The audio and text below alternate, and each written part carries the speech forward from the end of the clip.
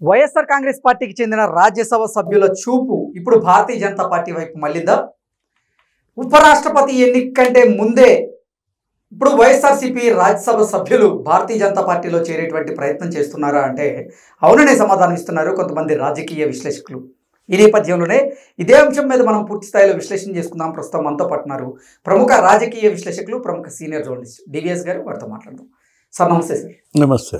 వైఎస్ఆర్ కాంగ్రెస్ పార్టీకి చెందినటువంటి రాజ్యసభ సభ్యుల చూపు ఇప్పుడు భారతీయ జనతా పార్టీ వైపు మళ్ళిందని, ఉపరాష్ట్రపతి ఎన్నిక కంటే ముందే వైఎస్ఆర్సీపీ రాజ్యసభ సభ్యులు భారతీయ జనతా పార్టీలో చేరిపోయేందుకు వారు రంగం సిద్ధం చేసుకున్నట్లుగా కొన్ని వార్తలు వస్తున్నాయి. ఈ వార్తల్లో వాస్తవం ఉందంటారు సార్? దీని మీద మీ విశ్లేషణ ఏంటి? ఏ దిక్కు లేని వాళ్ళకి దేవుడే దిక్క, బీజేపీయే దిక్క. ఓకే, అంటే ఇక దేవుడి పార్టీ బీజేపీ, అదే వాళ్ళు జై శ్రీరామ్ అంటారు కదా. అంటే ఏ దిక్కు లేని పార్టీగా ఇవాళ వైసీపీయా?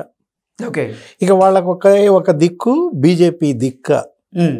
దిక్కు లేని పార్టీ అని నేను అనలా వైసీపీని, మళ్ళీ లేనిపోయింది, ఏదో సామెత ప్రకారం మాట్లాడుతున్నాం. అంటే దిక్కు లేని పార్టీ ఎందుకయింది? జగన్మోహన్ రెడ్డి అరెస్ట్ అయితే మరి ఏ దిక్కు? ఇప్పుడు ఆయన అరెస్ట్ అంటున్నారు, ఆల్రెడీ మిథున్ రెడ్డి దాకా అరెస్టులు వచ్చేసాయి. ఇక్కడ లిక్కర్ స్కామ్లో మిథున్ రెడ్డి ఎప్పుడైతే అరెస్ట్ అయ్యారో, చెవిరెడ్డి భాస్కర్ రెడ్డి అంతకుముందే అరెస్ట్ అయ్యి జైల్లో ఉన్నాడు. ఇప్పుడు దాంట్లో అంతిమ లబ్ధిదారు జగన్మోహన్ రెడ్డి. వాళ్ళు బాగా ఫిక్స్ అయిపోయారు. అక్కడ మనీ ట్రయల్ కూడా నీకు కుదిరింది కదా. ఏది మొత్తం 3,570 కోట్లు వాళ్ళు ముడుపులే వసూలు చేశారని అసలు వాంగ్మూలాలు ఇచ్చారు. మ్యాజిస్ట్రేట్ ముందు నీకు వాంగ్మూలం చాలా బలమైన ఆధారం, సాక్ష్యం. విజయసాయిరెడ్డి కాదు, వాసుదేవరెడ్డి కాదు, అసలు డిస్టిలరీల యజమానులు, ఆ ఎస్ఎన్జే డిస్టిలరీస్ అంట. ఇప్పుడు నల్లప్పన్ ముత్తప్పన్ సిఎఫ్ఓ వాంగ్మూలం ఇచ్చాడు మ్యాజిస్ట్రేట్ ముందు. ఆయన ఎవరు? యజమాని సిఎండి జయమురుగన్. ఆయన ఇచ్చాడు వాంగ్మూలం, మేము 300 కోట్లు వాళ్ళకి ఇచ్చాం, వాళ్ళు 3,000 కోట్ల సరఫరా ఆర్డర్స్ మాకు ఇచ్చారు లిక్కర్. ఇంతకన్నా జగన్మోహన్ రెడ్డిని జైలుకి పంపడానికి ఇంకేముంటుంది? జగన్మోహన్ రెడ్డి జైలుకి వెళ్ళినా వెళ్ళకపోయినా అది దిక్కులేని పార్టీగా మరి బీజేపీయే దిక్కు అంటోంది. ఏంటంటే రేపొద్దున ఉపరాష్ట్రపతి ఎన్నిక వస్తాను. ఏంటి మీ స్టాండ్? చెప్పండి. వైసీపీ స్టాండ్ ఏంటి?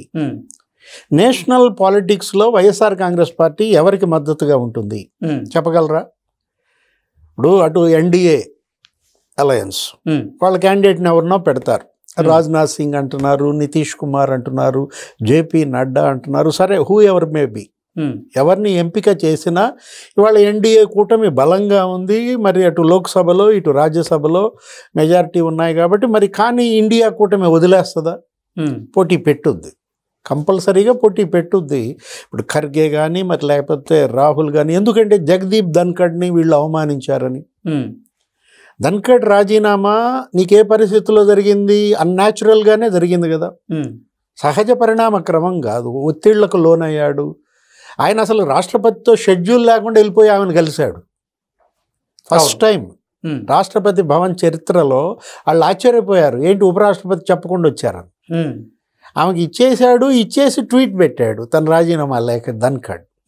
మరి దాన్ని క్యాష్ చేసుకోవాలి కదా. ఆల్రెడీ నీకు ఆపరేషన్ సింధూర్ రేపో ఏమో చర్చ పెట్టారు. వీళ్ళకి 16 గంటలు ఇచ్చారు, అక్కడ 16 గంటలు నడుస్తుంది లోక్సభ రాజ్యసభలో. దాన్ని అడ్డం పెట్టుకుని ఏకేస్తారు. ఏది? ఆ ట్రంప్ ఉంది కదా, నేనే థర్డ్ పార్టీని చేశాను సిమ్లా ఒప్పందానికి. మరి అది ఒక రకమైన ఉల్లంఘన కదా. మోడీ ఏమో మేమే విరమించుకున్నామని ఆయన చెప్తున్నారు. ట్రంప్ ఏమో ఇప్పుడు 25 సార్లు చెప్పాడు బిజినెస్ క్యాన్సిల్ చేస్తా అని. ఆ 2 దేశాలకి నేనే మరి కాల్పుల విరమణ ఒప్పందం చేయించానని. దానిపైన ఆడుకుంటారు. నెక్స్ట్ ఈ ధన్ఖడ్ రాజీనామా మీద ఆడుకుంటారు. ఉపరాష్ట్రపతి ఎన్నికలో కంటెస్ట్ చేస్తారు. ఇండియా కూటమి అభ్యర్థిగా మరి ఖర్గేని పెడతారు, ఎవరో ఒకళ్ళ నాళ్ళు పెట్టుకుంటారు. పెట్టుకున్నప్పుడు మరి మీ స్టాండ్ ఏంటి? వైఎస్ఆర్ కాంగ్రెస్ పార్టీ రాజ్యసభ ఎంతమంది ఉన్నారు మర్చిపోయా? 11 మంది. ఇంతకుముందు 11 మందిలో 3-4 రాజీనామాలు చేశారు, వాళ్ళు గెలిచేశారు కూడా. ఏది? విజయసాయిరెడ్డితో సహా మనం ఆర్ కృష్ణయ్య, అందరూ, మరి మోపిదేవి వెంకటరమణరావు, ఇప్పుడు ఒక 7-8 మందో ఉన్నారు. 7 ఎవరాళ్ళు? ఆయన వైవి సుబ్బారెడ్డి ఇప్పుడు వాళ్ళకి నాయకుడు, రాజ్యసభ పక్ష నేతో లేకపోతే పార్లమెంటరీ పార్టీ లీడరు. గొల్లబాబురావును ఒక డమ్మీని చేసి పెట్టారు. అంటే ఆయనకు కొంచెం విశ్వాసం. దళిత నాయకుడు గొల్ల బాబురావు మనం ఎస్సీ ఎస్టీల నుంచి వచ్చిన వాళ్ళు అంత తేలిగ్గా మరి ప్రలోభాలకు లొంగే అవకాశం లేదు. కాకపోతే గుంభనంగా ఉంటారు. ఇప్పుడు ఉన్నటువంటి 7 సీట్లలో రేపు జూన్లో ఒక 4 ఏమో ఖాళీ అవుతున్నాయి. ఏది 4లో సానా సతీష్ మొన్న ఎలక్ట్ అయిన ఆయన, ఆ 18 నెలలకు ఎలక్ట్ అయ్యాడు. మరి ఇంకా 3 వీళ్ళే, ఎవరు పరిమళ నత్వాని, లేకపోతే ఈయనెవరు నిరంజన్ రెడ్డి, ఇప్పుడు పిల్లి సుభాష్ చంద్రబోస్, అయోధ్య రామరెడ్డి, ఈ 3 ఇవాళ రాజీనామా ఇప్పుడు రేపొద్దున పీరియడ్ అయిపోతారు. ఇంకెవరు మిగులుతారు నీకు ఇంకా రాజ్యసభలో? కాబట్టి ఏంటి, ఇప్పుడే మరి దీపం ఉండగానే ఇల్లు చక్కబెట్టుకోవాలా? బీజేపీ వైపు లేకపోతే వేరే పార్టీల వైపు వెళ్ళిపోతే వీళ్ళకి ఆల్రెడీ అలా వెళ్ళిన వాళ్ళకి మళ్ళీ రెన్యువల్ చేశారు, మళ్ళీ వాళ్ళనే కంటెస్ట్ చేయమన్నారు. మొన్న ఒప్పందం ప్రకారం ఆర్ కృష్ణయ్య బీజేపీ నుంచి వెళ్ళారు బీజేపీ వైపు. మరి ఆయన మళ్ళా గెలిచిన పరిస్థితుల్లో ఇంకో సీట్ అతనికి ఎవరికో ఇచ్చింది బీజేపీ, వాకా సత్యనారాయణ ఎవరు గెలిచినట్టున్నారు. మేడా రఘునాథ రెడ్డి ఉన్నాడు. ఏంటి ఆయన స్టాండ్? కాంట్రాక్టర్. మేడా మల్లికార్జున రెడ్డి బ్రదర్. గతంలో అతను తెలుగుదేశంలో ఉన్నాడు. ఎవరు? మేడా మల్లికార్జున రెడ్డి కడపలో. మరి వీళ్ళంతా ఇవాళ బీజేపీ వైపు మొగ్గుతున్నారా? అంటే చివరికి రాజ్యసభలో మిగిలేదు ఒక్కడైనా లింగులు ఇట్టుకోమంట వైవి సుబ్బారెడ్డి. చిన్నాన్న ఒక్కడ తప్ప అందరూ జంప. అంటే ఇప్పుడు అసలు రాజ్యసభ పక్షం వైసీపీ బీజేపీ మొత్తం నిట్ట నిలువున చేరిపోతుందా, చీలిపోతుందా?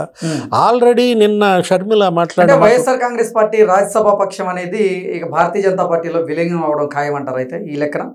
అంటే ఆల్రెడీ ఇప్పటికి అది బీ టీమేనంట, మనమనే మాట కాదు. షర్మిల నిన్న అన్నారు ఏమని, ఇప్పుడు షర్మిల తెలుగుదేశానికి బీ టీం అనో ఏదో అన్నాడు, సజ్జలు ఉన్న చోట ఉన్నాడు కదా, అనవసరంగా లేపి తన్నించుకోవటం అన్నమాట.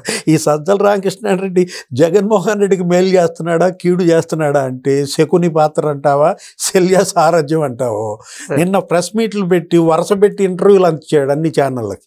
ఎందుకు? నిన్న ఎవరు ఇమ్మన్నారు ఇంటర్వ్యూలు? జగన్మోహన్ రెడ్డి ఇచ్చుకుంటాడు కదా. ఇతను ప్రతి తగుదునమ్మా అని ముందుకు వచ్చి అన్ని ఛానల్స్కి ఇంటర్వ్యూలు ఇచ్చి నాశనం చేశాడు ఏది వైఎస్ఆర్ కాంగ్రెస్ పార్టీని.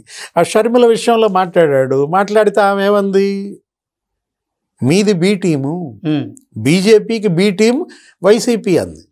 ఇప్పుడు బీఆర్ఎస్ మీద కూడా అదే కదా. తెలంగాణలో బీఆర్ఎస్ని ఏమన్నారు, బీజేపీ బీ టీం అన్నారు, బీఆర్ఎస్ బీజేపీలో విలీనం అన్నారు. అసలు అది పెద్ద పంచాయతీ. ఇప్పుడు ఆ సీఎం రమేష్ వర్సెస్ కేటీఆర్ నడుస్తోంది. కేటీఆర్ కూడా అదే.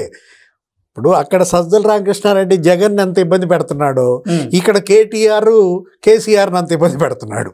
ఓకే, అనవసరంగా ఉన్న చోట ఉండకుండా కేటీఆర్ ఎందుకు సీఎం రమేష్ని కెలకడం?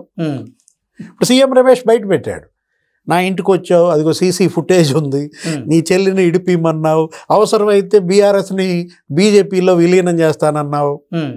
అంటే ఇవన్నీ బీజేపీ బీ టీములు అనేది వాస్తవం. ఓకే, ఏది ఇక్కడ బీఆర్ఎస్ కానీ అక్కడ వైఎస్ఆర్ కాంగ్రెస్ పార్టీ కానీ ఆల్రెడీ బీ టీమే కదా.